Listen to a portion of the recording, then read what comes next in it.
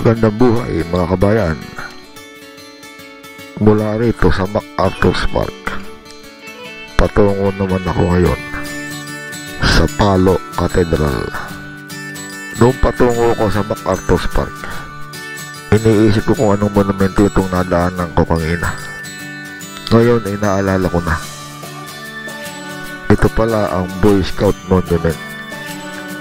Naitayo ang monumento na ito dahil dito pala ginanap ang ika-12 National Boy Scout of the Philippines Jamboree noong 2001. Ito na po ang Metropolitan Cathedral of Our Lord's Transfiguration sa Palo, Leyte, at sa kanyang simpleng pangalan ay Palo Cathedral.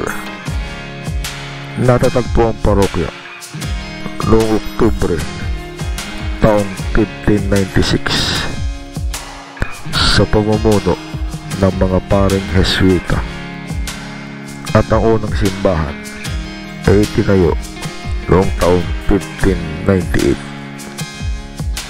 Noong namang taong 1768, ang parokya ay nasa ilalim na ng pamamahala ng mga paring Augustiniano, at nung dumating naman ang taong 1843, nasa pamamahala na ito ng mga paring Franciscano.